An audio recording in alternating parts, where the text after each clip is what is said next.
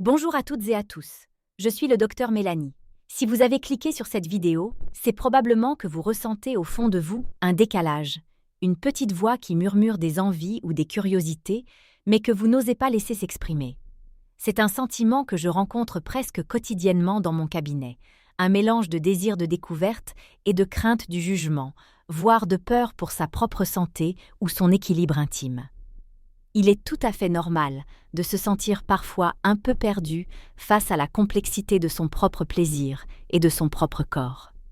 Souvent, mes patientes arrivent avec une forme de gêne, comme si le simple fait de vouloir explorer leur intimité était une anomalie ou un signe de déséquilibre. Je tiens à vous rassurer dès les premières secondes.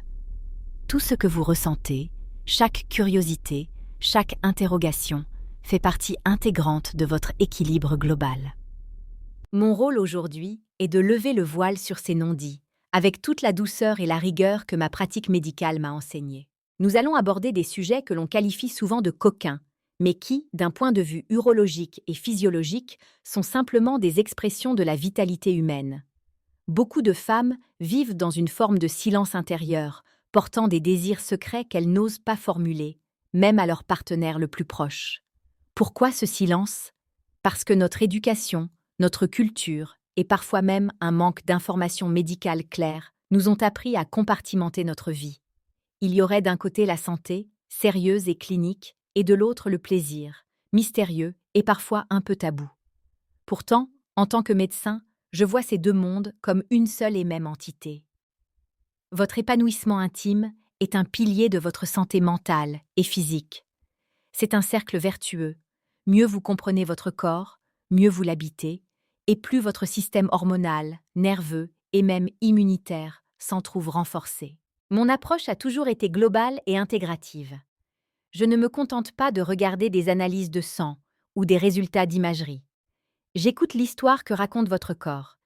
La médecine conventionnelle nous donne des outils incroyables pour soigner, mais les approches complémentaires nous permettent de comprendre comment optimiser notre bien-être.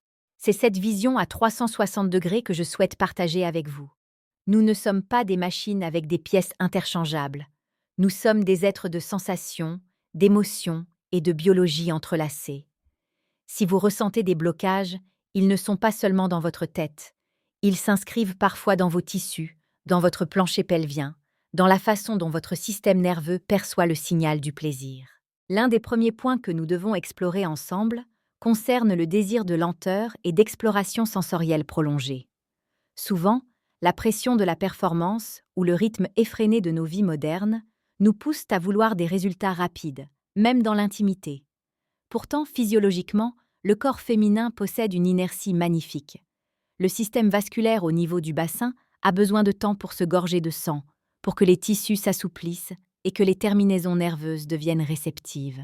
Beaucoup de femmes rêvent secrètement de séances de préliminaires qui durent des heures, sans la finalité immédiate d'un acte complet, mais elles n'osent pas le demander de peur d'ennuyer leur partenaire. C'est ici que la compréhension biologique intervient. Ce n'est pas une perte de temps, c'est une nécessité physiologique pour atteindre certains sommets de réactivité nerveuse. Ensuite, il y a la question de la stimulation de zones moins conventionnelles. Notre corps est une carte géographique immense dont nous n'utilisons souvent que les axes principaux. Pourtant, des zones comme le cou, le bas du dos ou même la plante des pieds sont connectées par des réseaux nerveux complexes à notre centre du plaisir. L'urologie nous apprend que le nerf pudendal n'est que l'un des acteurs d'une symphonie beaucoup plus vaste. Oser demander une exploration de ces zones périphériques, c'est comme ajouter de nouveaux instruments à un orchestre. Cela demande une communication transparente, mais c'est le fondement d'une santé intime riche. Si vous appréciez la clarté de ces explications, je vous invite à rejoindre notre communauté en vous abonnant à la chaîne, afin que nous puissions continuer ce chemin de découverte ensemble, en toute simplicité. Une autre curiosité secrète concerne souvent l'utilisation d'accessoires ou de variations de rythme.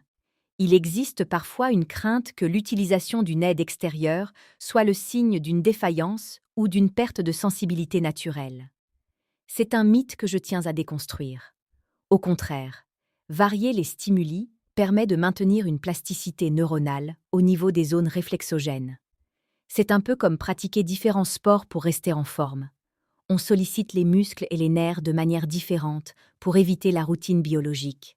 Votre corps est capable de s'adapter et de s'enrichir de chaque nouvelle expérience, pourvu qu'elle soit vécue dans le respect et l'écoute de soi. Abordons maintenant le sujet de l'intensité et de ce qu'on appelle parfois les jeux de pouvoir consentis. Beaucoup de femmes s'interdisent d'explorer cette facette par peur d'être mal comprises. Pourtant, d'un point de vue psychobiologique, le lâcher-prise total est l'un des états les plus régénérateurs pour le système nerveux. En confiant le contrôle, on permet au cerveau de passer du mode action au mode réception pure. C'est une déconnexion profonde du cortex préfrontal, celui-là même qui nous fait planifier nos courses, gérer notre travail et surveiller notre image. Ce besoin de s'abandonner n'est pas une faiblesse, c'est un mécanisme de survie émotionnelle qui permet de libérer des doses massives d'ocytocine et de dopamine. Il y a aussi ce désir inavoué de communication verbale plus explicite. Parfois, le silence dans la chambre à coucher devient une barrière. On a peur que les mots soient trop crus ou, à l'inverse, trop techniques. Mais la parole est un stimulant cérébral puissant. Le cerveau est, après tout, l'organe sexuel le plus important. Quand on verbalise une envie, on crée une image mentale qui active instantanément les circuits de la récompense avant même le moindre contact physique. C'est une forme de préparation biologique. Si vous ressentez cette envie de parler davantage, de guider ou d'être guidé par la voix, sachez que c'est une demande de connexion cérébrale tout à fait saine. Enfin, je voudrais parler de la curiosité pour de nouvelles positions ou de nouveaux environnements. Le corps humain déteste la stagnation. Nos capteurs sensoriels, appelés mécanorécepteurs, finissent par s'habituer à une pression constante ou à une position répétitive. C'est ce qu'on appelle l'habituation sensorielle. Pour réveiller ces capteurs, il faut parfois simplement changer l'angle, la gravité ou la texture. Ce n'est pas une quête de performance, c'est une quête de renouveau biologique. Votre corps a soif de nouvelles informations à traiter, et lui offrir cette diversité est une excellente manière de maintenir une vitalité durable. Tout ce que je viens de vous décrire n'est pas une liste d'injonctions, mais une ouverture sur le champ des possibles. Le plus important est de commencer par une observation douce de vos propres réactions. Prenez le temps de sentir comment votre respiration change lorsque vous pensez à une de ces explorations. Votre respiration est votre boussole. Si elle se bloque, c'est que vous allez trop vite. Si elle s'amplifie, c'est que vous êtes sur la bonne voie. Il n'y a aucune urgence, aucune destination finale à atteindre absolument.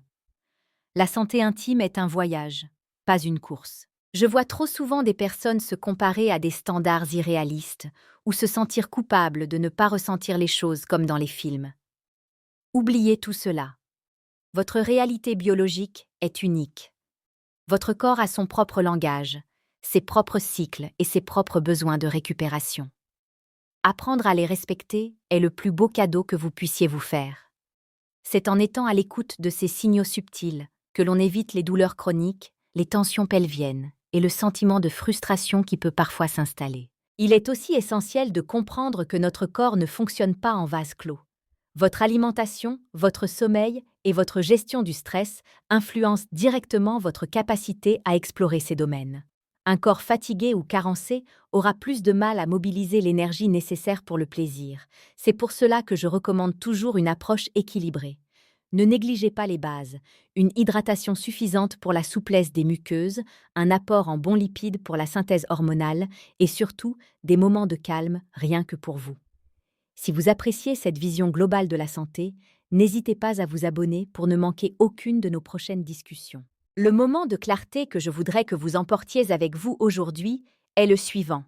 Vos envies secrètes ne sont pas des anomalies, elles sont des appels de votre système nerveux à plus de connexion, de présence et de vitalité. Chaque fois que vous osez explorer une nouvelle facette de votre intimité, vous envoyez un signal à votre cerveau que vous êtes en sécurité et en pleine possession de vos moyens.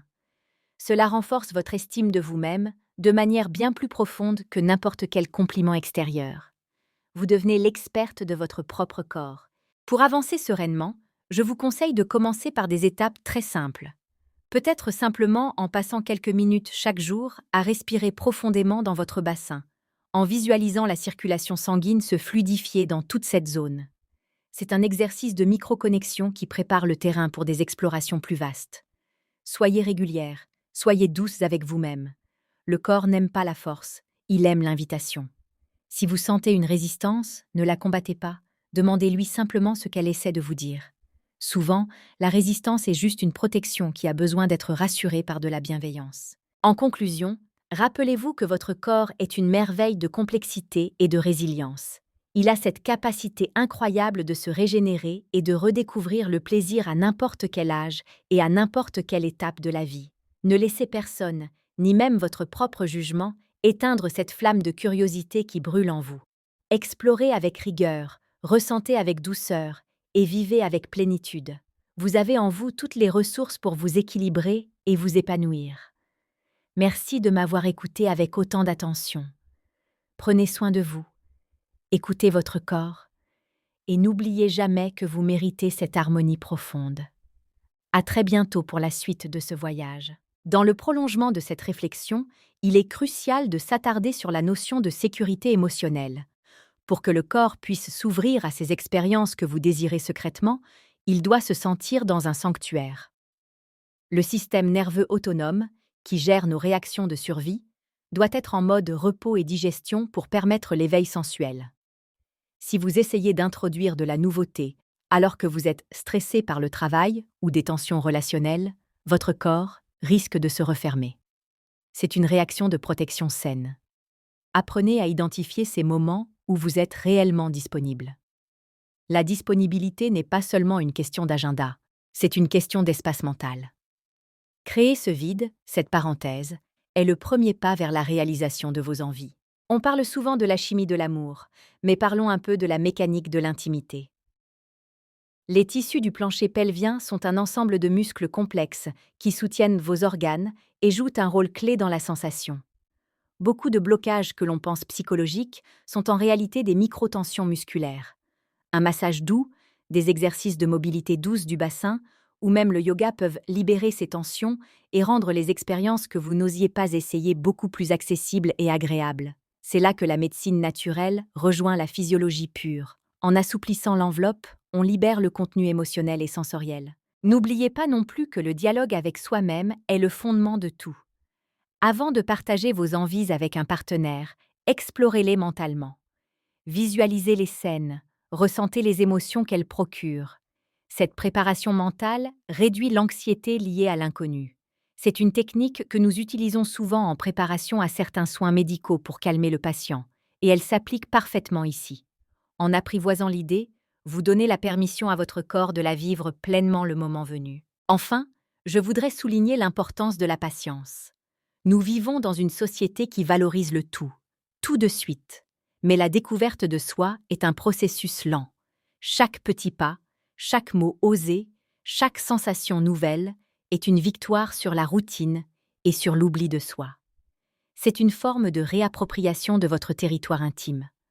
En tant que médecin, je ne peux que vous encourager dans cette voie, car une femme qui se connaît et qui s'assume est une femme dont la santé globale est profondément ancrée. Le chemin vers l'épanouissement ne nécessite pas de grands bouleversements, mais une multitude de petites attentions quotidiennes envers soi-même. Soyez votre propre allié, votre propre guide bienveillante. Regardez votre corps non pas comme un objet à satisfaire, mais comme un partenaire avec qui dialoguer. Ce dialogue est la clé d'une vie longue, saine et vibrante. Je reste à vos côtés pour vous apporter ces éclairages, pour démythifier ce qui vous inquiète et pour célébrer ce qui vous anime. Votre bien-être est ma priorité, et j'espère que ces mots vous auront apporté la clarté et le courage nécessaires pour avancer vers ce qui vous rendra véritablement heureuse. Aimeriez-vous que j'approfondisse un aspect spécifique de la santé du plancher pelvien ou que je prépare une séance de relaxation guidée axée sur la reconnexion corporelle?